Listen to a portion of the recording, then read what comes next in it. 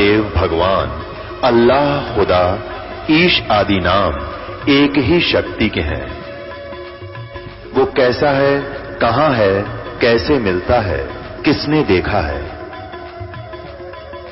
ये प्रश्नवाचक चिन्ह पूर्ण रूप से हटाने के लिए अवश्य सुनिए जगत गुरु तत्वदर्शी संत रामपाल जी महाराज के अमृत वचन, सर्व पवित्र धर्मों के पवित्र शास्त्रों के आधार पर। दर्शकों, जगत गुरु संत रामपाल जी महाराज के अद्भुत अलौकिक सत्संग प्रवचनों ने हिंदुस्तान में ही नहीं बल्कि विश्व में एक आध्यात्मिक ज्ञान की क्रांति ला दी है। लाखों श्रद्धालुओं ने हमें इन सत्संगों के प्रसारण के लिए बधाई पत्र भेजे हैं। इसके साथ साथ कुछ श्रद्धालुओं ने कुछ शंकाएं भी हमारे को भेजी हैं। हमने उन सब श्रद्धालुओं की शंकाओं के निवारण के लिए संत रामपाल जी महाराज से भेंट की तथा महाराज जी से उन सभी शंकाओं का निवारण जाना, जिसकी जिज्ञासा हमारे दर्शकों में बनी हुई है। तो आइए अब जानते हैं परम पूज्य जगत गुरु तत्वदर्शी संत रामपाल जी महाराज से आपकी हर शंका का समाधान। महाराज जी, क्या श्राद्ध पिंडोदक क्रिया करनी चाहिए? प्रमाण सहित बताइए। आज आपको थोड़ा सा विवरण देंगे कि ये श्राद्ध क्यों निकाले जा रहे हैं। पुण्यात्माओं, जब तक हमें सतगुरु नहीं मिलते तब तक हम अपने मनुष्य जीवन को व्यर्थ ही करके जाते रहे। भले ही हम आन उपासनाएं करके छोटी मोटी सिद्धियां प्राप्त कर लेते थे, जिस कारण से हम आम व्यक्ति से ज्यादा कुछ उत्तम नजर आते हैं। जो ये ऋषि महर्षि सिद्ध संत कहलागे, इन्होंने काल साधना की और उससे कुछ सिद्धियां प्राप्त कर ली, और जिस कारण से हमने इनको साधु संत और महात्मा पहुंचे हुए महापुरुष मान लिया। सिद्धि प्राप्त प्राणी ऐसा होता है जैसे आप देखते हो वर्षा के समय में बिलों से चींटियां निकलती हैं, और उन चींटियों में कुछ पंखों वाली चींटियां भी होती हैं और वो आकाश में उड़ जाती हैं। तो अन्य चींटियों को ऐसा लगता है कि ये चींटी जो है ये तो भाई भगवान से मिल गई, ये तो आकाश में उड़ जाती है।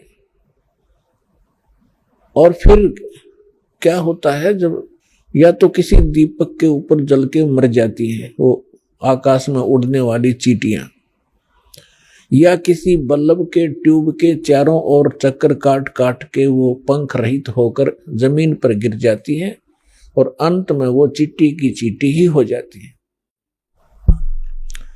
ठीक इसी प्रकार ये ऋषि महर्षि जो काल साधना करके, हठ योग करके, जंतर मंत्र करके इन्होंने सिद्धियां प्राप्त की, और फिर ये सिद्धियां समाप्त हो जाती हैं।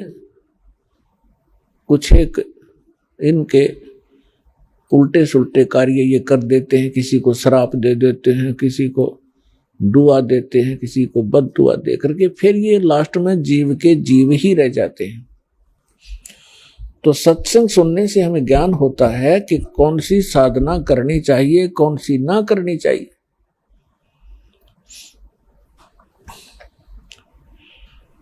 आज आपको थोड़ा सा विवरण देंगे कि ये श्राद्ध क्यों निकाले जा रहे हैं। हमारे जो धर्मगुरु थे ये अज्ञानी थे एक नंबर के।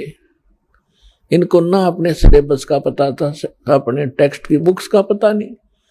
पुराण, श्रीमद् भगवद गीता और वेद ये हमारे आध्यात्मिक सिलेबस है, और हमारे धर्मगुरु संस्कृत जानते थे और ये संस्कृत बोला करते थे। गीता का और वेदों का मंत्र तो वही बोल देते थे, अनुवाद अपने हिसाब से गलत करते थे, जिस कारण से हमारे अंदर भ्रम बना रहा कि ये बड़े विद्वान हैं, संस्कृत भाषा जानते हैं, इन्होंने सदग्रंथों को ठीक ठीक जाना होगा। इन्होंने अपना भट्ठा बैठाया और साथ में हमारे पूर्वज भूत बनवा कर छोड़ दिए। एक मोटा सा उदाहरण देता हूं आपको। एक समय एक रुचि ऋषि थे। उस ब्राह्मण ने वेदों को समझा और उसके आधार से अपना जीवन प्रारंभ किया भक्ति मार्ग का। उसकी उम्र 40 वर्ष की हो गई थी, उसने विवाह नहीं किया, ब्रह्मचारी पद में रहता हुआ वेदों अनुसार अपनी साधना कर रहा था जैसा उसको ज्ञान था। 40 वर्ष की आयु जब हुई, उसके पूर्वज 4 ब्राह्मण और दिखाई दे जो मर चुके थे, मृत्यु को प्राप्त हो चुके थे, पिताजी, दादाजी और परदादाजी और फिर चौथा दादाजी। वो चारों उसको आकाश में दिखाई दी, आवाज लगाई कि बेटा रुचि, आपने विवाह क्यों नहीं किया और विवाह करके हमारे श्राद्ध निकालता, हम बहुत दुखी हो रहे हैं, आपने यू कार्य क्यों नहीं किया। तो रुचि ऋषि कहने लगा कि हे पितरमहो, वेद के अंदर इस श्राद्ध कर्म को, इस कर्म कांड को मूर्खों की साधना बताया है, फिर आप मुझे क्यों इस कर्म में लगा रहे हो। इस बात को उसके पूर्वज ऋषि, उसके पिता, दादा, परदादा, चौथा दादा, वो भी मान रहे हैं कि हाँ बेटा वेदों में ऐसा ही है जैसा आप बोल रहे हो, वेद में ऐसा ही लिखा है। जब वेद में, वेद है सिद्धांत भगवान का, एक विधान परमात्मा का, और ये जो उन ऋषि महर्षियों ने कहां से ग्रहण किया वो कि श्राद्ध निकालो, ये किसी पुराण से ग्रहण किया। और पुराण ये गॉड गिवन स्पिरिचुअल नॉलेज नहीं है, जैसा कि आपको पहले भी सत्संग में बताया। वेद और श्रीमद् भगवत गीता, वेद वाला ज्ञान ही श्रीमद् भगवत गीता के अंदर है, और सूक्ष्म वेद में भी ऐसा ही है जो परमात्मा ज्ञान देते हैं। तो अब आपको थोड़ा सा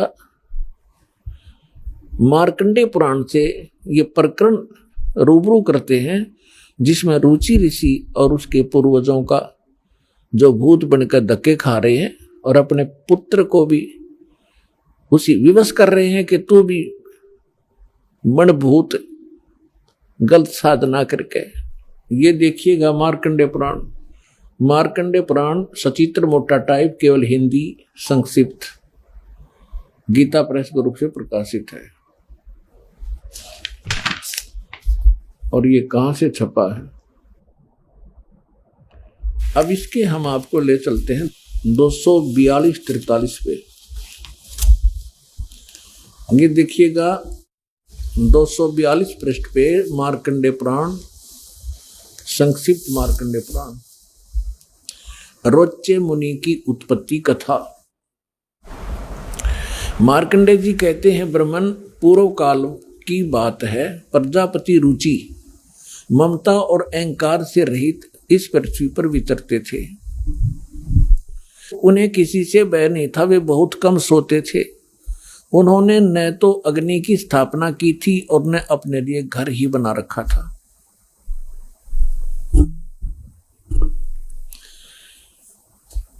वे एक बार भोजन करते और बिना आश्रम के ही रहते थे। उन्हें सब प्रकार की आसक्तियों से रहित एवं मुनिवर्ती में रहते देख उनके पितरों ने उनसे कहा। पितर बोले, बेटा ये देखो, ये भूत दिख गए इसने, ये देखो ये भूत दिखाई देंगे चारों, ये पिताजी, दादाजी और फिर दादा का पिताजी, दादा का परदादा जी, ये चारों भूत बन रहे ऋषि जी। अब ये क्या इंस्ट्रक्शन दे रहे हैं देखिएगा। पितर बोले, बेटा विवाह स्वर्ग और अपवर्ग का हेतु होने के कारण एक पुण्य में कार्य है, उसे तुमने क्यों नहीं किया। गृहस्थ पुरुष समस्त देवताओं, पितरों, ऋषियों और अतिथियों की पूजा करके पुण्य में लोकों को प्राप्त करता है।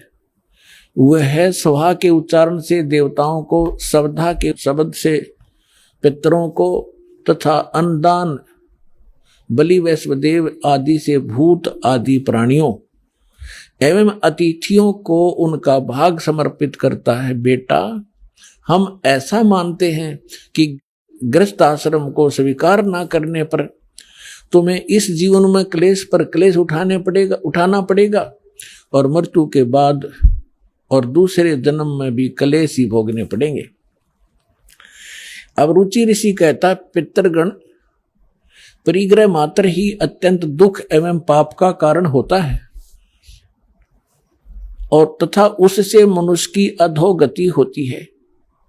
यही सोचकर मैंने पहले स्त्री संग्रह नहीं किया। अब हम ज्यादा ना पढ़कर आपको अपने काम की बात पढ़ावांगे। पितर बोले, बेटा जितेंद्रिय होकर आत्मा का प्रक्षालन करना उचित ही है। तुम जिस पर चल रहे हो वह मोक्ष मार्ग है। रुचि ने पूछा, पितामहो वेद में कर्म मार्ग को, किसको? जैसे ने भी बताया था कि इन्होंने बताया था, इन पितरों ने, कि गृहस्थ पुरुष समस्त देवताओं, पितरों, ऋषियों और अतिथियों की पूजा करके पुण्य लोकों को प्राप्त करता है। वह सभा के उच्चारण से देवताओं को सवधा के शब्द से पितरों को अन्न दान, बलि, वैश्वदेव आदि से भूत और आदि प्राणियों एवं अतिथियों का उनको भाग समर्पित करता है। बेटा हम ऐसा मानते हैं, गृहस्थ आश्रम को स्वीकार ना करके तुमने जीवन में क्लेश पे क्लेश भोगने पड़ेंगे। भावार्थ है कि तो तुम ये श्राद्ध श्रुद्ध ना निकालता, ये निकाल है। अच्छा यूं क्या कह रहा है फिर? ये कह रहे हैं कि जो तू लग रहा है ना, यूं तो है मोक्ष मार्ग। अब के पूर्वज कह रहे हैं कि जो तू लग रहा है वो मोक्ष मार्ग है, और हम बताओ वो नरक मार्ग में आ जा, तू मोक्ष मार्ग न छोड़ दे। ये देवता कह रहे कि पितर। देखो पितर बोले, बेटा जितेंद्रिय होकर आत्मा का प्रक्षालन करना उचित है, किंतु तुम जिस पर चल रहे हो तो मोक्ष मार्ग है। हरिभाम बतावांगे वो कौन सा मार्ग है। अब रुचि ने पूछा, पितामहो वेद में कर्म मार्ग को अविद्या कहा गया है। ये श्राद्ध श्रुद्ध निकालना, भूतों की पूजा करना, तेरहवीं करना, ये सारा कर्म मार्ग है, कर्म कांड है। वेद में कर्म मार्ग को अविद्या, मूर्खों का मार्ग कहा गया है। फिर क्यों आप लोग मुझे उस मार्ग पर लगाते हैं? पितर बोले, ये सत्य है कि कर्म को अविद्या ही कहा गया है, इसमें तनक भी मिथ्या नहीं। फिर क्या रह गया? अब इनकी अकल देखो, इनकी चोर ले गए इनकी अकल को, इन पितरों की, श्राद्ध निकलवाने वालों की। अब वो लड़का ठीक साधना कर रहा था अपनी वेदों के आधार से, और ये भी मानते हैं कि तू आप जो साधना करे तो मोक्ष मार्ग है। और नो क्या हमारे वाले माजा तू कुएं में गिर पितर बने। और ये कह रहा है कि रुचि कह रहा है कि ये तो दो वेद में इसको मूर्खों की पूजा बताया है, अविद्या क्या है, और खुद भी मानते हैं ये बात तो सही है, इसमें कोई मिथ्या नहीं। फिर टट्टू रह गया, थोड़ा शर रह गया। क्या रह गया? जो वेद में रिजेक्ट कर दिया कि साधना नहीं करनी चाहिए, पितर पूजा, भूत पूजा। अब कहने का भाव यह है कि इन्होंने इस रुचि को डरा धमका के, अटबट सुना के, अब जिसके पहले वाले 4 दादे परदादे पिताजी दिखाई दे जा, ये तो खैर बुद्धिमान व्यक्ति था, थोड़ा बहुत इसने तो अपना तर्क दे भी दिया। और आपको कोई 4 दादे दिख जाए तो जब समर्पण कर दो, बोलो जी के को हो वही कर दूंगा। तो हमने इन दादों के चक्कर में ही पड़ा नहीं। कई भक्त कहते हैं कि भाई जैसे अपने पूर्वज दिखाई दे जा, पिताजी दिखाई दे जा, और वो कहे कि मेरे श्राद्ध निकलवा दो, तो कैसे मना किया जा सकता है? पुण्यात्माओं, तर्क के साथ विवेक से चलना पड़ेगा हमने। वो तो कुएं में गिर गए, अरे वो कह काजा बेटा तू भी गिर जा इस कुएं में, बुद्धिमान तो पड़ा नहीं। बुद्धिमान का कर्तव्य बनता है कुएं में गिरे हुए व्यक्ति को भी निकालने की चेष्टा करे, कोई ऐसा साधन खोजे, उसमें रस्सा फांस दे। तब उसने कहा आप भी पकड़ दो और बाहर आ जाओ, आपकी भी जान बचाए, मुझे क्यों मरवा रहे हो पिताजी? तो बुद्धिमता इसमें होती है। अब कुएं में गिरे हुए व्यक्ति को निकालना चाहिए, ना कि भावुकता में छलांग लगा दे, दोनों मर गए फिरता है। तो इन गलत साधना करके जो भूत योनि, पितृ योनि प्राप्त कर चुके हैं, उस साधना को हम नहीं करेंगे, नहीं तो हम भी उस कुएं में गिर जाएंगे। अपने आत्मा श्रीमद् भगवत गीता में क्या बताया है? श्रीमद् भगवत गीता अध्याय नंबर 9 के श्लोक नंबर 25 में कहा है कि जो देवताओं की पूजा करते हैं देवताओं को प्राप्त होते हैं, और जो पितरों की पूजा करते पितरों को प्राप्त होंगे, पितर बन जाएंगे, और भूतों की पूजा करने वाले भूतों को प्राप्त होंगे, वह भूतों वाले ग्रुप में चले जाएंगे, भूत बन के। और गीता ज्ञानदाता कहता है मेरी भक्ति करोगे मुझे प्राप्त होगे। देखिएगा, ये श्रीमद् भगवत गीता गीता प्रेस गोरखपुर से प्रकाशित है। जयदयाल गोविंद का इसके अनुवादक हैं। अध्याय नंबर 9 के श्लोक नंबर 25 को आपके रूबरू करते हैं। ये है अध्याय नंबर 9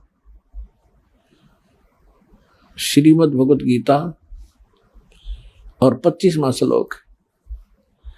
देवताओं को पूजने वाले देवताओं को प्राप्त होते हैं, पितरों के पूजने वाले पितरों को प्राप्त होते हैं, पितरों को प्राप्त होंगे, पितर बन के जाएंगे वे, और भूतों को प्राप्त होने वाले भूतों को प्राप्त होते हैं, मेरा पूजने वाले मुझको प्राप्त होता है। अब वो इस पवित्र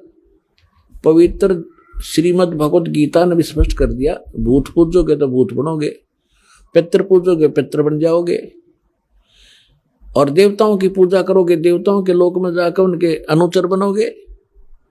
और गीता ज्ञानदाता कहता मेरी पूजा करोगे मुझे प्राप्त होगे। अंडरस्टूड है। अब सूक्ष्म वेद में कहा है कि राम रमे सो राम है, देव रमे सो देव, और भूत रमे सो भूत बने, समझ देख सुर भेव। अब आपको एक छोटी सी कथा सुनाता है दास। जो हमारे सतग्रंथ हैं उनके अनुसार हम साधना करेंगे तो हम सफल होंगे। श्रीमद् भगवत गीता अध्याय नंबर 16 के श्लोक 23 और 24 में कहा कि अर्जुन, शास्त्र विधि को त्याग कर जो मनमाना आचरण करते हैं उनको न तो सुख होता है, न उनको कोई सिद्धि प्राप्त होती है, और न ही उनकी गति होती है, अर्थात यूजलेस। इससे तेरे लिए अर्जुन कर्तव्य और अकर्तव्य की अवस्था में कौन सी साधना करनी चाहिए कौन सी ना करनी चाहिए, उसके लिए सदग्रंथ यानी शास्त्र ही प्रमाण है। किसी अन्य व्यक्ति की लोक वेद पर विश्वास ना करना। अब आपको सत्संग में पहले बताया था कि सदग्रंथ कौन से हैं जिनमें वर्णित साधना हम करें वो शास्त्र अनुकूल है। पवित्र चारों वेद और पवित्र श्रीमद् भगवत गीता जो वेदों का निष्कर्ष है, और सूक्ष्म वेद जो परमात्मा ने स्वयं अपने मुख कमल से आकर यथार्थ ज्ञान दिया है। इसके अतिरिक्त जो पुराण है वो परमात्मा का आदेश संविधान नहीं है, वो ब्रह्मा जी का ज्ञान है। और ब्रह्मा जी के साथ साथ फिर उन्होंने प्रत्येक ऋषि ने अपना कुछ अनुभव मिला करके अलग अलग पुराण बांट दिए। शिव पुराण, विष्णु पुराण, जो देवी पुराण, मार्कंडेय पुराण। जैसे मार्कंडेय ऋषि जी ने ब्रह्मा जी से प्राप्त ज्ञान को अपने हिसाब से सेट करके वेदों से मिला करके बनाया, तो जो वेदों से मिलता है वो तो वेद ज्ञान है, और जहां मार्कंडेय ऋषि ने अपने तुक्के मारे हैं वो पुराणों का ज्ञान है, ब्रह्मा जी का ज्ञान है, वो गॉड गिवन नहीं है। जो परमात्मा का दिया हुआ ज्ञान है वो संविधान है, उसके अतिरिक्त किसी ब्रह्मा जी का या किसी ऋषि का दिया हुआ विधान है अध्यात्म मार्ग का, तो उसका अपना है, एक अधिकारी का आदेश है, मालिक का आदेश नहीं है।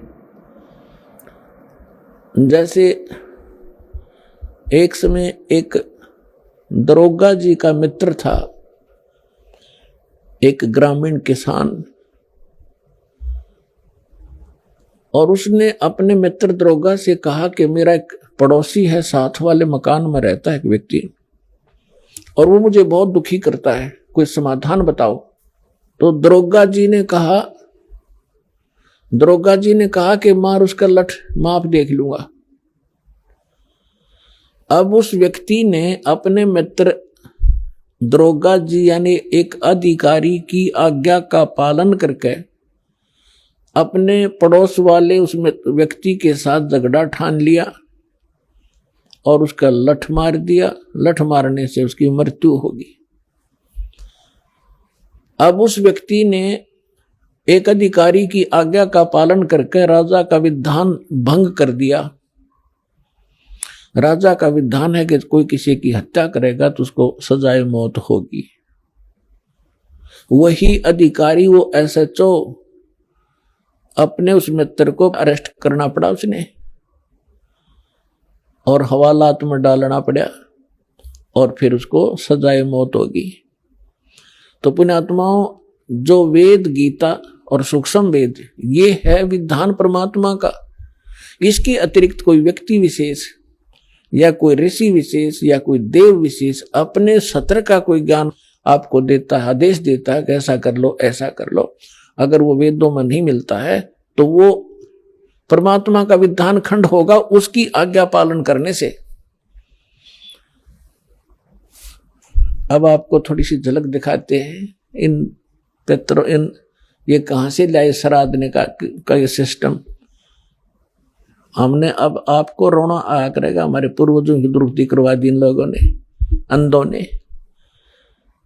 एक टीचर का फर्ज बनाया अपने सिलेबस ने ढंग से जाने और फिर विद्यार्थियों को पढ़ावे। अब आपको दिखाते हैं श्री विष्णु पुराण। पुण्यात्मा, यही पुराणों की अगर माने तो पुराणों के अंदर भी बहुत सा ऐसा विवरण दे रखा है जो जैसे दास ने बताया था कि जैसे हमारे सदग्रंथ हैं, ये एक वन है और वन के अंदर बहुत सी अच्छी जड़ी बूटियां होती हैं और जानकार व्यक्ति उन अच्छी जो आवश्यक है उन जड़ियों को निकालकर एक औषधि बना लेता है। उस वन के अंदर, जंगल के अंदर ऐसी भी जड़ी बूटियां होती हैं जो हानिकारक भी होती हैं। तो जिसको ज्ञान नहीं, वो हानिकारक जड़ी बूटियों को मिलाकर अगर बना देता है जुगाड़ कोई जड़ी बूटी, तो वो दवाई बनाता है तो हानि करती है। तो इन्होंने वो जड़ी बूटियां सेलेक्ट कर ली जो हमारे लिए हानिकारक थी। अब हम लेंगे वो जड़ी बूटियां जो हमारे लिए लाभदायक हैं, जो वास्तविक औषधि बनती है जिससे। ये विष्णु पुराण है, देखिएगा, ये है श्री विष्णु पुराण सचित्र हिंदी अनुवाद सहित और गीता प्रेस गोरखपुर से प्रकाशित है। इसके अनुवादक कौन है ये भी दिखा देते हैं आपको। इसके अनुवादक हैं श्री मुनीलाल गुप्त और गीता प्रेस गोरखपुर से प्रकाशित है। इसके 213 पृष्ठ पर थोड़ी सी झलक दिखाते हैं। समझदार को संकेत पर्याप्त होता है। ये तृतीय अंश और अध्याय नंबर 15 चल रहा है, 16 के आगे शुरू हो जाता। हम 15 पढ़ेंगे। हे राजन, श्राद्ध करने वाले पुरुष से विश्व देवगण, पितृगण, पितामह और कुटुंबजन सभी संतुष्ट रहते हैं। जो श्राद्ध करते हैं उनसे देवगण, पितृगण, पितामह, कुटुंबीजन सभी संतुष्ट रहते हैं। आगे क्या कहा कि हे भूपाल, पितृगण का आधार चंद्रमा है और चंद्रमा का आधार योग है। इसलिए श्राद्ध में योगी जन को नियुक्त करना अति उत्तम है। हे राजन, यदि श्राद्ध भोजी एक सहस्र ब्राह्मण हो, ब्राह्मणों के सम्मुख श्राद्ध खाने के लिए आए हुए 1000 ब्राह्मणों के सम्मुख एक योगी भी हो तो वह यजमान के सहित उन सब का उद्धार कर देता है। अब इससे क्या स्पष्ट हुआ? वही श्राद्धों की महिमा बताने वाला औरव ऋषि बोल रहे हैं। औरव वो क्या बता रहा है कि श्राद्ध निकालने वाला पितरों को और पितृगण, पितामह, कुटुंबीजन और देवताओं को खुश करता है। फिर इसके साथ साथ शेर स्पष्ट कर दिया है कि श्राद्ध कर रहे हो। श्राद्ध का अर्थ होता है एक धार्मिक अनुष्ठान। तो उसमें ये बताया कि उस धार्मिक अनुष्ठान में यदि 1000 ब्राह्मण आ रहे हो श्राद्ध जीवने वाले, उनके सामने एक योगी आ जा उनके साथ में। अब योगी का क्या अर्थ है? गीता अध्याय नंबर 2 के श्लोक नंबर 53 में कहा कि अर्जुन, जिसमें तेरी बुद्धि भिन्न भिन्न प्रकार के वचनों से विचलित ना होकर हटकर एक तत्व परमात्म तत्व ज्ञान के ऊपर आश्रित हो जाएगी, तब तो तू योग को प्राप्त होगा, तू भगत बनेगा, योगी बनेगा। तो अब यही भी बताया है कि योगी वो होता है जो पूर्ण परमात्मा के ज्ञान से परिचित हो, अटल ज्ञान रखता हो, सत साधना कर रहा हो। उसको भोजन कराने से कहते हैं उन पितरों का भी उद्धार हो जा, 1000 ब्राह्मणों का उद्धार हो जा जो पेट भरते फिर रहे हैं, जिनको ज्ञान कति नहीं, और यजमान का भी उद्धार हो। तो पुण्यात्माओं, दास ने आपको सबसे पहले योगी बनाया है। और यहां पर जो साधना होती है 10वें दिन श्राद्ध होने लग रहे, यहां पर 10वें दिन समागम होते हैं, और जो भी दान पुण्य आप करते हो ये सब योगी खाते हैं, और इनके खाने से आपके पितरों का भी उद्धार होगा जो यहाँ दान कर रहे हैं। ये तो पुराण भी बता रही है और परमात्मा भी यही बता रहे हैं कि भक्ति बीज होवे जो हंसा, तारू तास के कोत्र वंशा। अब देखिएगा, ये है विष्णु पुराण, हम पढ़ रहे थे अभी आपको, और 213 पृष्ठ पे 3 अंश, और ये अध्याय 15 है, 16 यहां से शुरू होता है, इससे पहले 15 में है ये। हे राजन, और ऋषि ब्राह्मण कह रहा है कि हे राजन, श्राद्ध करने वाले पुरुष से विश्व देवगण, पितृगण, पितामह और कुटुंबीजन सभी संतुष्ट रहते हैं। हे भूपाल, पितृगण का आधार चंद्रमा है और चंद्रमा का आधार योग है, इसलिए श्राद्ध में योगी जन को नियुक्त करना अति उत्तम है। हे राजन, यदि श्राद्ध भोजी 1000 ब्राह्मण हो, सहस्र मान 1000, और ब्राह्मणों के 1000 ब्राह्मणों के सम्मुख एक योगी भी हो, तो वह यजमान के सहित उन सब का उद्धार कर देता है। एक साधे सब सधे, सब साधे सब जावे, माली सिंचे मूल को फिर फले फूले गाय। योगी वो नहीं है जो पेट का पानी हला के दिखा दे, ऊपर न पैर कर ले नीचे न सुर, वो योगी नहीं है। वो तो एक प्राकृतिक चिकित्सक है वो व्यक्ति, वो संत नहीं है। योग का अर्थ होता है परमात्मा से मिलने का, योग करने का तरीका। योगी माने भक्त, साधक। तो अब आपको क्या सिद्ध हुआ कि हमारे सदग्रंथ वेद हैं, वेद अनुसार साधना करने से हमें हमारी शास्त्र अनुकूल साधना बनती है। और वेद और गीता दोनों एक ही हैं, और परमेश्वर ने जो ज्ञान दिया वो आपको सुबह सुना ही दिया था। रे भोली सी दुनिया, सतगुरु बिन कैसे सरिया, रे भोली सी दुनिया, सतगुरु बिन कैसे सरिया। अपने लला के बाल उतरवावे देख के चीना लग जइया, एक बकरी का बच्चा लेके उसका गला कटैया, रे भोली सी दुनिया, सतगुरु बिन कैसे सरिया।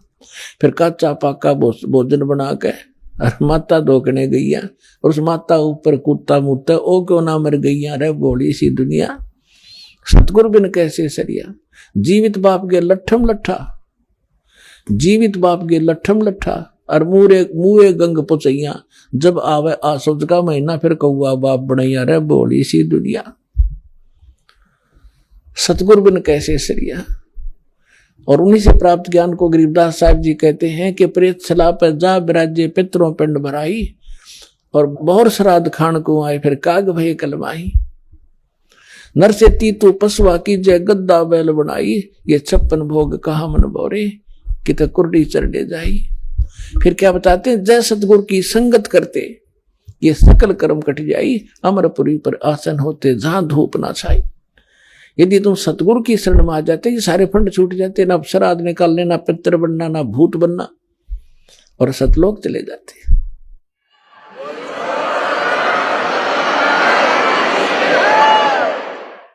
एक जीवित उदाहरण देता हूं आपको। मेरे पूज्य गुरुदेव जी इसी हरियाणा स्टेट से भिवानी डिस्ट्रिक्ट में एक दादरी के पास बड़ा पैतावास गांव है, वहां के रहने वाले थे।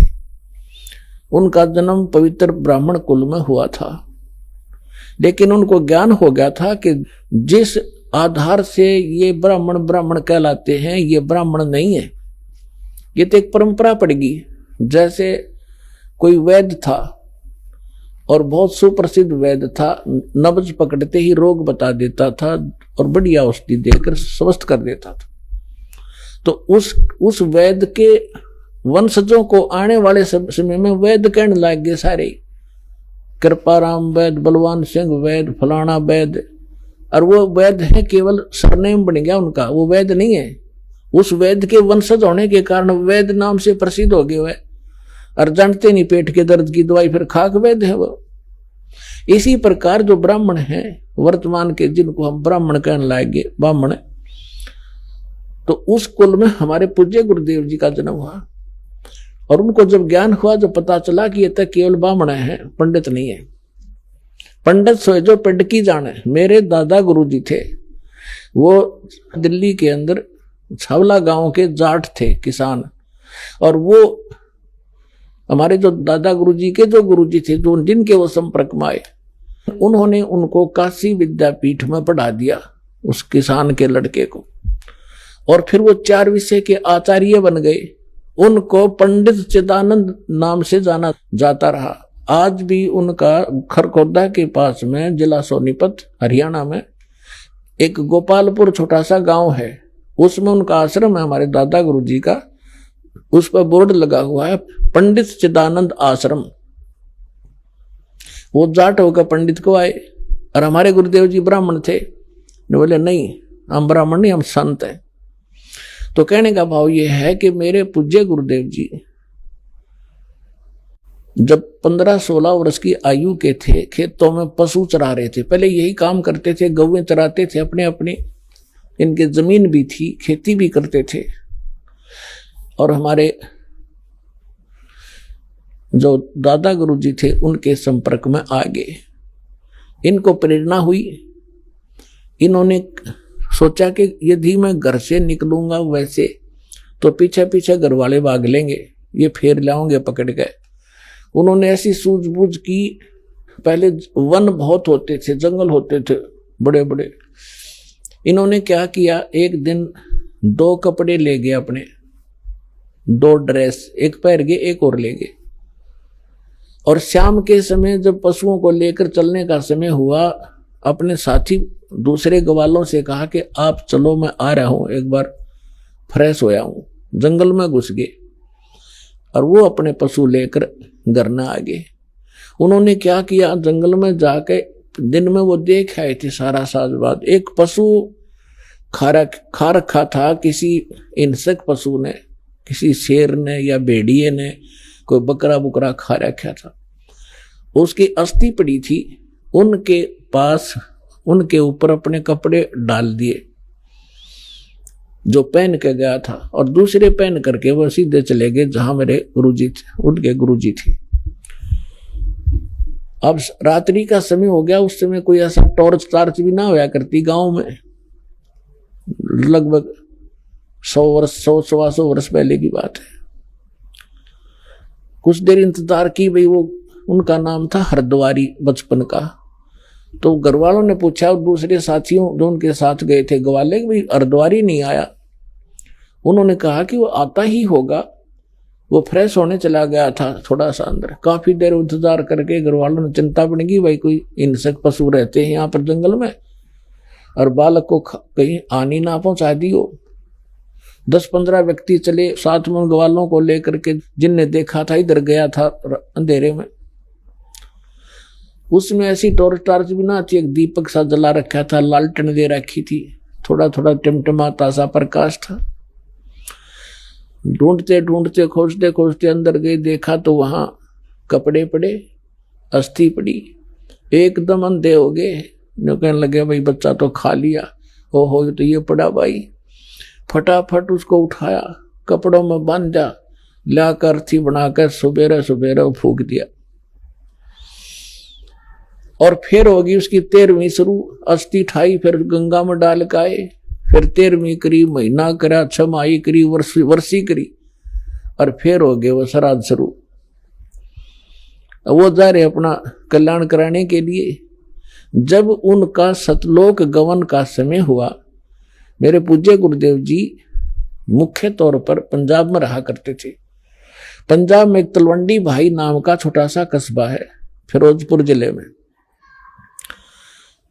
और एक उनका आश्रम था मोगा में। तो तलवंडी में भी आश्रम था, अधिकतर वो तलवंडी रहा करते थे, वहां के सेवादार ज्यादा थे। तो तलवंडी भाई वो रहा करते थे। दास को दीक्षा देने का आदेश वो दे चुके थे 1994 में। 1996 में वो अपने गांव में आए, इस पैंतावास दादरी के पास। हमें पता चला कि गुरुजी यहाँ आए हुए हरियाणा में। उनके साथ हमारे ही शिष्य, उनके बच्चे 2 सेवा में रहा करते थे। उनका संदेशा पहुंचा, गुरुजी आ चुके हैं। तो दास भी चला गया, उस समय गांव गांव में सत्संग किया करते थे। जब हम वहां पहुंचे, प्रणाम किया गुरुदेव को, उसमें सारा गांव देखने आया कि वो व्यक्ति तो जीव है जिसने हमारे मान रहे थे। सारा गांव देखने आया। वो गए थे लगभग 100 वर्ष के बाद। जाते ही बता दिया कि ये मेरे चाचा का घर था, ये हमारा घर था, हम इतने भाई इतनी बहन।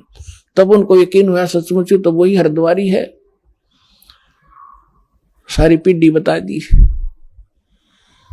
तो जब दास वहां पहुंचा तो एक 92 वर्ष की 92 ईयर ओल्ड उनकी भाभी बैठी थी।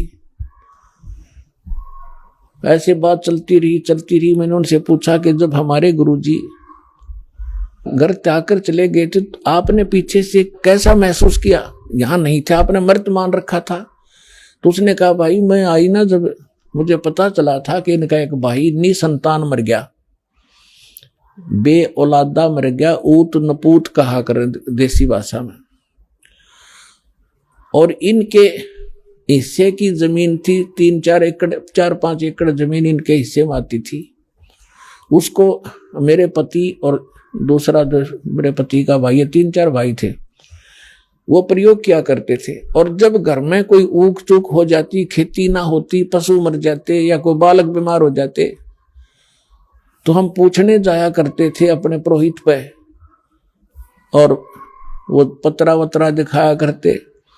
तो वो कहा करते कि आपका एक बेऔलादा मर रहा है, निसंतान मरा हुआ है हरद्वारी, और वो सिद्ध है तुमने वो हानि कर रहा है, वो प्रेत बना हुआ है, पितर बना हुआ है, वो प्रेत बाधा तुम्हें दुखी कर रही है। उसके लिए फिर जो सा भी वो जंतर मंत्र बताते हम सारा कराया करते, श्राद्ध भी निकाला करते थे। तो फिर मैंने उनसे कहा माता जी, गीता जी में लिखा है 9वें अध्याय के 25वें श्लोक में कि भूत पूजनीय भूत बनेंगे और पितर पूजनीय पितर बनेंगे, देवताओं के पुजारी देवताओं के प्राप्त होंगे, मेरी भक्ति करने वाला मुझे प्राप्त होगा। तो ये तो गलत साधन आपके सामने देख लो, ये तो जनता का कल्याण करने लग रहे और आप इसका कल्याण के लिए ठगे जा रहे थे। बोली भाई बात तो सच्ची है। मैं बोला जी अब तो त्याग दो इन बकवादों को, इन श्राद्धों को। ने बोली ना भाई, ने को कर छोड़ दिया तो पुरानी लाग है, वहां बाढ़ में जाए पुरानी लाग है। अरे इतना प्रत्यक्ष देख रहे हो आप, फिर भी नहीं मान रहे, तेरा गजब हो। तो पुण्यात्माओं, सौभाग्य आपका, ये परिवर्तन होगा ये सच्चाई के आधार से। पहले तो हम डरा रखे थे नकलिया ने, नो नहीं करोगे तो न्यू हो जाएगा, फलान हो जाएगा, खाक हो जाएगा। मालिक सिर पर बैठे, समर्थ का शरणाग हो रंग होरी हो, भाई कदे ना हो काज राम रंग होरी हो। समर्थ का शरणा हो, फिर कैसे हो जाए। एक भगत बता रहा था, वो कह रहा था जी मैं अपनी बहन के यहाँ चला गया, उनके वहां वर्षा होगी, मारा हुई नहीं, किसान था वो। और मैं अपने उनका संदेश आया कि यहाँ वर्षा होगी है, जमीन ज्यादा है, आप आइयो अपने बैल ले आओ, हमारी मदद करो। मैं अपने बैल ले गया खेती संवारने के लिए, बीज बोआने के लिए। मेरी सेवा लगा दी दूसरे खेत में, वहां मैं ले गया। जानता था मैं खेतों को सारे, कई बार जा रहा था अपनी बहन के यहाँ। तो वहां एक जोड़ी थी, उनके खेत के आसपास उस तालाब था छोटा सा, थोड़ा पानी था, और उसमें एक मंडी ही बना रखी थी किसी पीर प्यार की। मैंने दोपहर में जाकर देखा, पानी पिलाने गया पशुओं को, बैलों को, तो वहां एक धड़ी गुड़ रखा, बेली गुड़ की। मैं वह बेली ठा लाया, फोड़ के कुछ तो आप खाई और कुछ बैलों को डाल दी, उनने खा ली। तो मैं आकर घर सो गया तो रात ने एक 3 फुट का व्यक्ति, दाढ़ी सी वाला, मुसलमान टाइप दिखाई दिया। नो बोला, तूने मेरी बेली खा ली और बैलों को खिला दी, और दूर खड़ा नो, इतनी दूर मेरे तो 50 फुट दूर। नो कह, तू तगड़े की शरण में था ना, तन्ना मारूं और तेरे दोनों बैलों को मारना था मैंने। तू तगड़े की शरण में है, यानी समर्थ की शरण में है, मैं तेरा कुछ बिगाड़ नहीं सका। मैंने सारे अपनी कोशिश कर ली।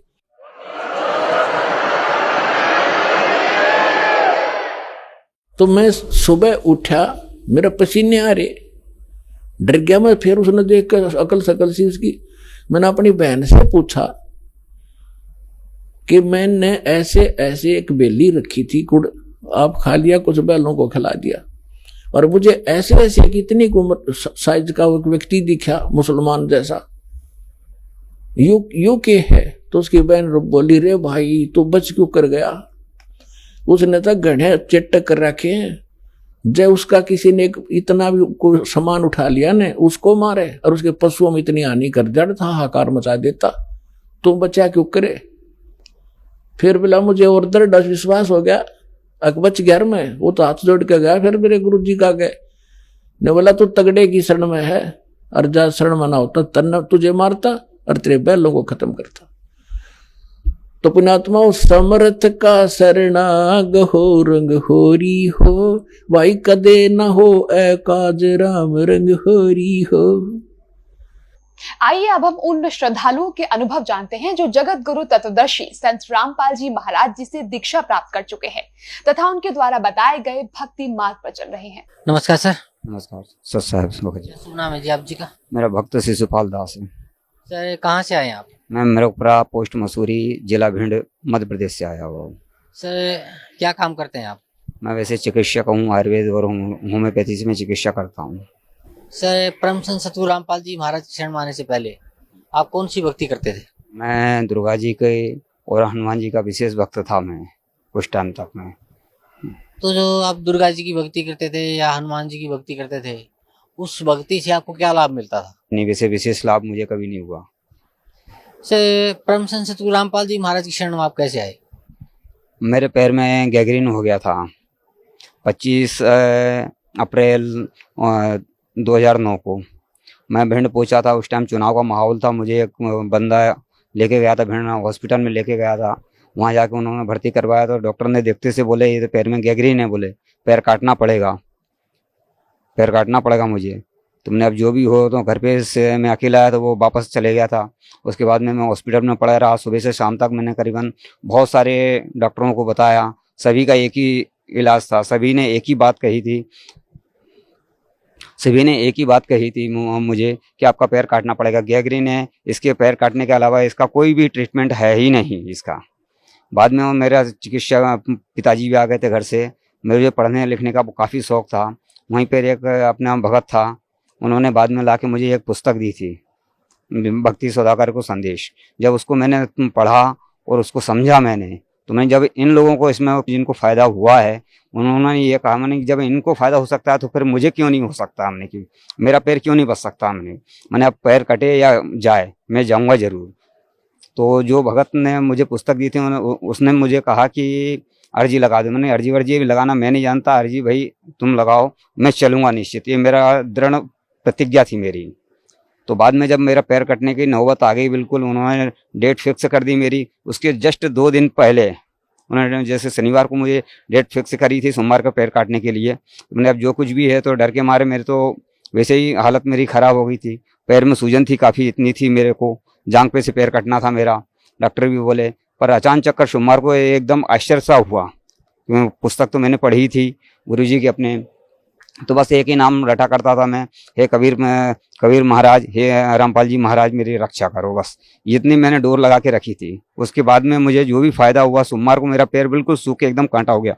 मैंने ये सोचा कि आज मेरा पैर जाएगा, अब मैं बचने वाला नहीं हूँ, क्योंकि गैंग्रीन से कोई भी बचा नहीं है अब तक। पर धीरे धीरे ये हुआ, जब डॉक्टर को मैंने बताया तो बोले तेरा ऑपरेशन तो बोले मैं करूँगा, पर देखता हूँ बोले। जब उन्होंने मुझे ऑपरेशन किया मेरा, तो सिर्फ बिना शून्य और बिना उसके पूरा पैर मेरा बेकार, मतलब वो हो ही चुका था, बेकार हो चुका था, मांस पूरा निकाल दिया। सोने की एक सुई भी नहीं लगाई, दर्द की भी नहीं, मैं चीखते चिल्लाते रहा ऑपरेशन थिएटर में मैं। तो बाद में मैंने बोला थोड़ी सी, उन्होंने ब्लेड बदलने की थोड़ा सा मेरे समय दिया। तो उस टाइम उन्होंने जैसे ही ब्लेड बदलने का समय दिया, मेरे को सांस आई। मैंने डॉक्टर साहब एक निवेदन है मेरा, मैंने बोलो क्या बात है। तो उन्होंने ये कहा कि कम से कम मुझे दर्द की या सोने की सुई तो लगा दो। तो उन्होंने मेरे को एकदम डांट दिया, बोले चुप रहे, ये काम तेरा सोचना नहीं मेरा है। क्योंकि चिकित्सक मैं भी था, आयुर्वेद से मैंने डिग्री हासिल की हुई है। पर उसके बाद में जो मुझे फायदा हुआ, तो डॉक्टर ने ये कहा था आखिर में कि तेरा पैर कैसे बचा। 35 साल की लाइफ में ये पहला केसेस है गैंग्रीन वाला जिसका पैर बचा है, नहीं आज तक किसी का पैर बचा नहीं है। किसी का 2 जगह से, किसी का 3 जगह से कटने के बाद में कोई आदमी तो चले ही गए बिल्कुल। कम से कम उसने खुद ने स्वयं ने ये बात स्वीकार की, डॉक्टर ने, वो भी ईमानदार डॉक्टर था, कि कम से कम बोले 10,000 आदमियों में से कोई एक बंदा बचता है इस बीमारी से, वो भी पैर काट दिया जाए तो, अन्यथा उसका भी चांसेस है ही नहीं। इस प्रकार मुझे यहाँ आने से पहले मालिक ने, संत रामपाल जी महाराज ने मुझे पहले ही फायदा दिया। तो आप पिताजी भी मेरे पुस्तक पढ़ते थे, उनको मैंने पूछा, उस टाइम में करीबन 10 मीटर भी नहीं चल पाता था बिल्कुल, एक टांग से भी, लाठी की सहारे से चलता था। 2-3 मीटर चला बैठ जाता था, 2-3 मीटर चला फिर बैठ जाता था। पिताजी को भेजा था 2009 में मैंने, तो वो नाम लेके गए। तो उनको पिताजी ने मालिक से अर्जी लगाई थी, तो उन्होंने बोला कि नामदान दिलवा देना। नामदान के लिए मैं तो खुद तैयार भी बैठा था। लेटिंग वेटिंग, क्योंकि इंटीरियल में रहता हूँ, गांव में रहता था मैं, तो खुले में जाना पड़ता था। घर के पीछे ही थोड़ी सी जगह पे बैठ जाता था। शर्म आती थी मुझे, क्यों बहन बेटी सभी देखती थी मुझे कि इतना बड़ा, बोलो मैं बैठा हूँ वहाँ पे लेटिंग कर रहा हूँ मैं। एक दिन मैं ऐसी कमरे में गया था, गुरु जी की मैंने तस्वीर देखी और उनको दंडवत प्रणाम करने के बाद में मैंने जैसे ही उनसे अर्जी लगाई, हे मालिक कम से कम इतना कर दो, भले मैं लाठी के सहारे से थोड़ा बहुत चल लूँ, मैं खेत 2 खेत तो चल लूँ, तो मैं आपके पास में आ सकूँ मैं। जैसे मैं वहाँ पे पहुँचा, तो दूसरे दिन रात को मैं, जो दिन में 3 या 4 गोलियाँ खाता था मैंने रात को 1 गोली भी नहीं खाई। फिर मैंने, क्योंकि दर्द नहीं हुआ पैर में, मैंने गोलियाँ नहीं खाई। जब गोलियाँ नहीं खाई, मैंने सुबह पापा को बोला, मैंने पापा बोले मैंने गोलियाँ नहीं खाई, मेरे को दर्द नहीं हुआ। तो बोले अच्छी बात है बोले। फिर मैंने गोली खाई ही नहीं। सिर्फ जिस दिन ड्रेसिंग होती थी उस दिन मैं पूरा मांस निकाल चुके थे डॉक्टर मेरा पैर का, तो घर पे ही ड्रेसिंग कर लिया करता था। इतनी हालत भी नहीं थी, क्योंकि बीमारियों ने घर पे, पूरे घर पे हमको जकड़ कर रखा था, सभी को, माता को, पिताजी को, मुझे भी। तो हालत इतनी ख़राब हो गई थी। जब मैं थोड़ा बहुत चलने लगा, उसके बाद में मैं यहाँ पर आया। 11 जुलाई 2009 को मैं यहाँ पहली बार आया था, नामदान लिया। सर, परम संत सतगुरु रामपाल जी महाराज से नाम उपदेश लेने के बाद आपको क्या लाभ मिला? उसके बाद में पहली बात तो ये हुआ कि उसके बाद में मुझे फिर पुनः कुछ शायद मेरी गलती हो गई थी क्या, तो थोड़ा सा मुझे पैर में कीड़े पड़ गए थे मेरे। ये 2009 में दीपावली की बात है, अमावस की बात है। उस दिन मैंने ड्रेसिंग के लिए जैसी पट्टी खोली, वैसी कीड़े झड़ने लगे, जैसे पैर हिलाऊं जैसे नीचे टप टप करके गिरे। मैंने अब तो जाना ही, अब तो बचना है, कोई चांसेस है ही नहीं। पर मैंने आश्रम के लिए फ़ोन किया, तो आश्रम से मुझे वापस फ़ोन गया, तो उन्होंने बोला आप ज्योति लेके आ जाना, बोले यहाँ पे। मैंने पर मैं अभी चलने फिरने के लायक नहीं हूँ, तो बोले आप जब भी आओ, जब लेके आ जाना। तो मैंने ठीक, अच्छी बात है। पिताजी के यहाँ से मैंने ज्योति पहुँचा दी। बाद में मेरा ऑपरेशन, ग्राफ्टिंग होना थी। ग्राफ्टिंग के समय भी ग्वालियर हॉस्पिटल में मैं भर्ती था, वहाँ पे भी 1 महीना रहा। पर धीरे धीरे सब फायदा होता है। ग्राफ्टिंग के लिए मेरे शरीर में ब्लड नहीं था, बोले ब्लड को बढ़ाओ। मैंने अब आप डॉक्टर दवाइयाँ दे रहे हैं और नहीं बढ़ रहा, तो उसका मैं कोई इलाज कर नहीं सकता। मैंने, मेरे पास में और एक्स्ट्रा किसी से ब्लड लेने की वो नहीं है, तादाद नहीं है। तो उन्होंने उसी टाइम मेरा ऑपरेशन चालू कर दिया। ओटी में जब मैं पहुँचा था, ग्राफ्टिंग चल रही थी, धड़ मेरा कमर से नीचे सुन्न था, तो एकदम मुझे उंगलियों पे मैं अपना गुरुजी का नाम ले रहा था, अपना मंत्र जाप कर रहा था मैं। तो डॉक्टर ने बोला कि क्या कर रहे हैं, मैंने कुछ नहीं, मैंने गुरुजी का नाम ले रहा हूँ बोले मैं।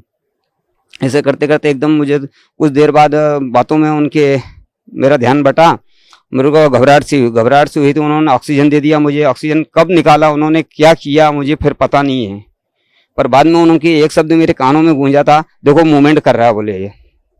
तो फिर बाद में मेरे को करीबन एक हफ्ते बाद मैंने डॉक्टर से पूछा, मैंने एक बात बताओ सर, मैंने कि कम से कम ये तो बता दो मुझे कि उस टाइम ऑपरेशन ओटी के अंदर मेरे साथ में क्या हुआ था। बोले कब, मैंने जिस दिन ऑपरेशन था, मेरे ग्राफ्टिंग हुई थी पैर पे, मतलब जांग पे से खाल निकाल के पैर पे चढ़ाई थी उस टाइम। बोले कुछ तो भी नहीं, मैंने कुछ तो हुआ था, आपने एक शब्द बोला था, मैंने मूवमेंट कर रहा है। मेरे गैर होश हुआ नहीं था, मैं बेहोश हुआ नहीं था मैं, पर मेरे शब्द में बीच में कहाँ गई ऑक्सीजन, आपने कब निकाली मेरे शरीर से, मुंह पे से कब हटाई थी, मुझे जानकारी नहीं। तो बोले तुम बोले 5 या 7 मिनट के लिए बोले चले गया था, बोले शरीर में जान नहीं रही थी। जो हार्ट में इंजेक्शन लगाते हैं वो भी इंजेक्शन लग चुका था, पर मुझे कुछ भी नहीं पता था। इस प्रकार परमात्मा ने मुझे डबल से जीवन दान दिया था मुझे वापस। उसके बाद में फिर भक्ति करते रहा मैं आराम से। अभी 2 साल पहले मुझे लीवर और तिल्ली में अचानक चक्कर बहुत ज़्यादा सूजन आ गई। डॉक्टर ने फिर ऑपरेशन का बोला मुझे कि ऑपरेशन करवा लो आप। बोले ऑपरेशन नहीं करवाओगे तो बोले मर जाओगे। तो मैंने आप जिंदा रखने की मुझे गारंटी देते हो क्या? बोले ऐसा भी कोई होता है क्या? नहीं होता। मैंने छुट्टी करो मेरी। तो बोले ये दवाइयाँ लेते रहना। तो मैंने दवाइयाँ वगैरह कुछ नहीं लिया, सीधा वहीं हॉस्पिटल से सीधा अपने आश्रम पे आया। गुरुजी से ना अर्जी लगाई मैंने, गुरुजी को बोला, गुरुजी बोला कोई बात नहीं, ठीक हो जाएगा। यहाँ से वापस गया, बिल्कुल मैं ठीक हो चुका था मैं।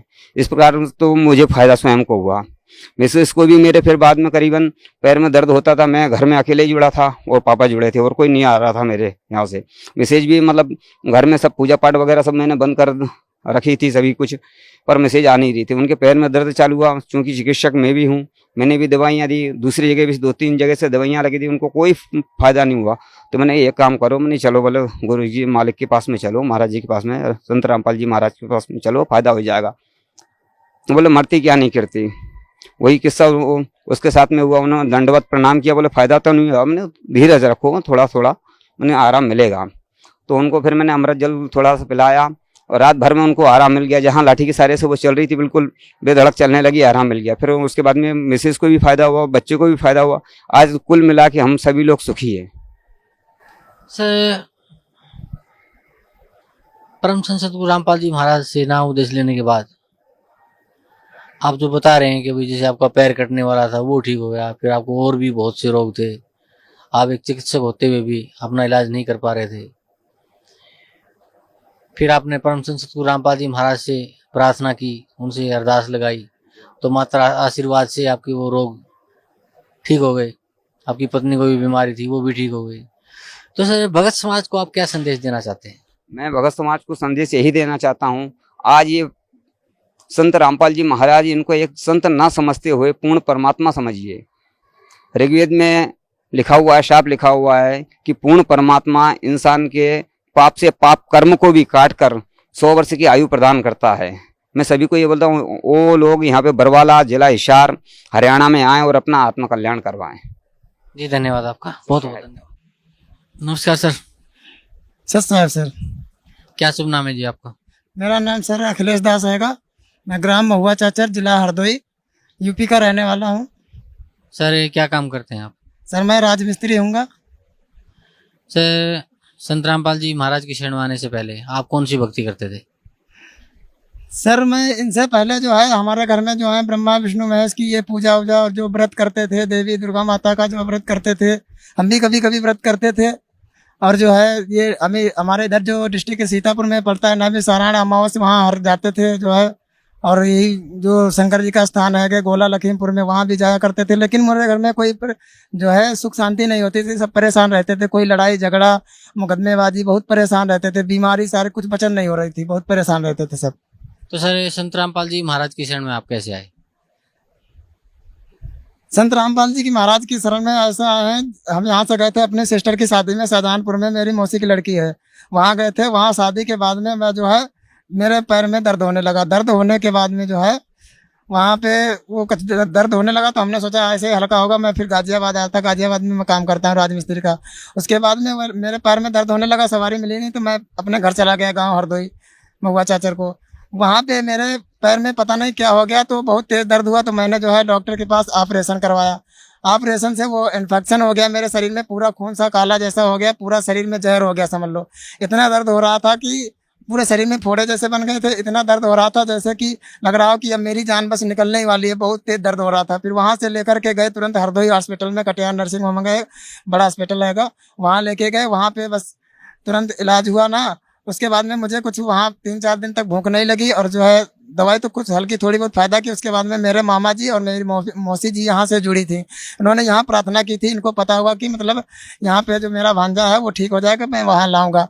ये गए मुझे देखने थे, मैं बीमारी था, वहाँ पे कुछ अच्छा नहीं लग रहा था मुझे, महक अच्छी नहीं लग रही थी वहाँ सरकारी हॉस्पिटल में, जो प्राइवेट था उसमें, तो वहाँ पे मैं रुका नहीं, अच्छा नहीं लगा, मैं बीमारी ही अपने घर चला गया। हमने सोचा चाहे जान चली जाए लेकिन मैं यहाँ नहीं रहूँगा, अच्छा नहीं लगा। फिर वहाँ पे जो है हमने कहा जो परमात्मा करेंगे तो करेंगे। फिर वहाँ मेरे मामा जी ने ज्ञान गंगा पुस्तक दी, उस पर जो है उन्होंने कहा कि इनसे कहो कि महाराज जी आप ठीक कर देंगे हमको, ठीक होने के बाद में सतलोक आश्रम बरवाला में हम वहाँ दर्शन करने आएंगे। तो हमने सोच लिया कि परमात्मा जी अगर आप जो है ठीक कर दें तो हम कभी आपका आश्रम बैठेंगे। मैंने कभी ये तक नहीं सोचा था कि कोई मैं गुरु बनाऊंगा या कुछ आगे भक्ति करूंगा। फिर उसके बाद में मैं ठीक हो गया, तो मैं गाजियाबाद में रहता था, मैं अपने हृदय से सोचता था कि मैं कभी सतलोक आश्रम बरवाला या रोहतक जाऊंगा, देखूंगा कि आश्रम कैसा है। वहाँ पे जो है मैं ये सोचता था। एक बार जो है मेरे मामा जी आ गए, हमने सोचा चलो मैं भी चलता हूँ। यहाँ पे देखा, मैं सोचा था कि यही ऐसे ही दर्शन करेंगे और उसके बाद में फिर वापस आ जाएंगे। मैंने देखा कि यहाँ स्वयं परमात्मा आए हुए हैं, तुरंत मुझे पता चला कि परमात्मा आए हुए हैं, तुरंत मैंने अपनी मर्जी से नाम ले लिया और जो है भक्ति करने लगे। और भक्ति करने के बाद में हमको जो लाभ मिलते हैं, जो शास्त्रों में लिखा है कि परमात्मा जो है सब लाभ देते हैं, उनके मर्यादा में रहो। तो जो है हमारे घर में पहली बात तो मेरे फैमिली में भाई भाई में वो फर्जी मुकदमे सब चलते थे, उसमें भी मतलब अपने आप वो खारिज हो गया। मैं गया तक नहीं तारीख लेने तक, अपने आप खारिज हो गया। जो मेरे विरोधी थे वही अपने घर के बन गए। मैं किसी से विरोध नहीं करता हूँ कि परमात्मा ने कहा है कि जो तो को कांटा बहे ताको वो तू फूल, कबीर परमात्मा ने कहा। तो मैं उनसे भी विरोध नहीं मानता, जो मेरे से मुकदमा किए थे मैं उन्हीं से बोलता चलता हूँ। मुकदमा भी खारिज हो गया। वो फैमिली मेंबर भी थे, वो साथ में खाना खाते हैं, और उनको भी वहाँ यहाँ लाया, मैं उनको नामदान भी दिलवाया। उसके बाद में मेरे घर में जो है रहने के लिए भी परेशानी दिक्कत थी, मकान भी सारा परमात्मा की दया से सारे लाभ मिल रहे हैं। मैं और बाकी मेरे मम्मी के ब्लड प्रेशर हाई हो जाता था। उसके बाद में जो है मैंने परमात्मा से प्रार्थना की कि गुरुजी मेरी मम्मी का जो है ब्लड प्रेशर हाई हो जाता है। उसके बाद में परमात्मा ने कहा चलो देख लेंगे हम। उसके बाद में मम्मी यहाँ आई तक भी नहीं है, उनको जो है लाभ मिल गया, घर में कोई बीमारी नहीं रहता, हमारा भी शरीर ठीक रहता है। मेरा भाई एक है वो भी यहीं आता है, लगभग हर महीने बुला लेते हैं, 2 महीने में तो जरूर ही मैं आ जाता हूँ यहीं दिल्ली से। परमात्मा की दया है ऐसी हमारे घर पे बस। तो सर संत भगत समाज को क्या संदेश देना चाहते हैं आप? मैं भक्त समाज को यही संदेश देना चाहता हूँ, जो भी कोई आदमी जो भगत होता है उसको जो है सुख से ही जो सुख होते हैं वो पुण्य से ही होते हैं, और पाप से ही दुख होते हैं। पाप कोई काटने वाला है नहीं, पाप काटने वाले हैं तो वो स्वयं कबीर परमात्मा है, वो उन्हीं का अवतार संत रामपाल जी महाराज हैं। मैं तो सबको ये संदेश देना चाहता हूँ, कोई भी भगत है, कैसा भी है, सुखी भी है, वो भी आए संत रामपाल जी महाराज के दरबार में, यहाँ सतलुक आश्रम बरवाला में, और जो है अपने जो यहाँ जो भक्ति दी जाती है शास्त्र विधि के अनुसार दी जाती है, शास्त्रों के प्रमाण से दी जाती है, और उसमें मर्यादा में रह करके भक्ति करें और अपने जीवन का कल्याण करें। जो संसारिक लाभ मिलते हैं वो तो मुफ्त में मिलते हैं, बाकी इससे मेन लाभ जो है जन्म और मृत्यु का जो रोग छूटता है, इससे जो है सत्यलोक पहुंचेंगे। इसको जो है भक्ति करें और सत्यलोक पहुंचे। धन्यवाद आपका बहुत बहुत।